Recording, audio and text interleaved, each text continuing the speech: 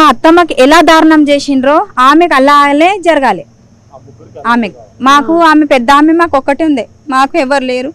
మా ఆయనకు అన్న చెల్లెలు ఎవరు లేరు, మాకు పెద్ద మనిషి ఆమె ఒక్కటే ఉండే. నాకు 2 పిల్లలు ఇంకా చిన్నగా ఉన్నారు.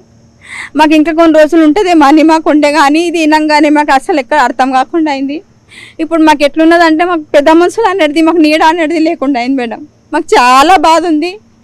ఇప్పుడు మాకు ఎంత దారుణం జరిగిందో దేవుడు వాళ్ళకి దానికన్నా ఎక్కువ దారుణం జరగాలని కోరుకుంటున్నాం. ఇప్పుడు మాకు ఎట్లయితే ఆమె అసలు ఎట్లా మనిషి అంటే ఈ స్కూల్ తప్పితే ఇల్లు తప్పితే ఈ స్కూల్ అలాగ ఉంటుండే. ఎక్కడ పోయినా పొద్దుమికి మా ఇంట్లో వచ్చి ఉంటుండే.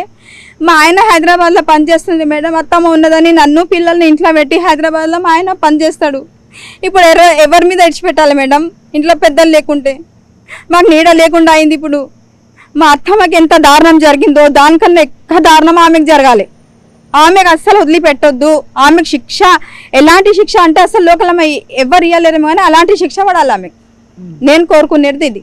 ఆమెతో ఉన్న వ్యక్తులు మీకు తెలుసా? రెహమాన్, కయ్యూము మీకు ఏమైనా పరిచయం ఉన్నారు ఎప్పుడైనా? పరిచయం అంటే ఆ రెహమాన్ అనేట ఆయన మా అక్క కొడుకు. కాకపోతే ఆమెకు పరిచయం అయినప్పటి నుంచి ఆయనతో టికెట్ మాకు ఏం అవసరం? ఆయనని చూసుకొని మా అన్న జీవితం పాడు చేసింది, మా అమ్మ వాళ్ళ ఇల్లు పాడు చేసింది.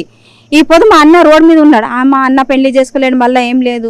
మా అన్న జీవితం పాడు చేసింది, మా అమ్మ వాళ్ళ మొత్తం సంసారమే పాడు చేసింది. అలాంటి వాళ్ళతోటి మేము రిలేషన్ ఎట్లా పెట్టుకుంటాం మేడం? ఆయన గిట్టతోటి మాకు అసలు ఏం రిలేషన్ లేదు. వాళ్ళకి ఇద్దరికి చంపేయాలని కోరుకుంటున్నాను నేనైతే. వాళ్ళని ఇద్దరిని చంపేయాలి, ఒక్కరిని గిట్ట కాదు, వాళ్ళ ఇద్దరిని చంపేయాలి.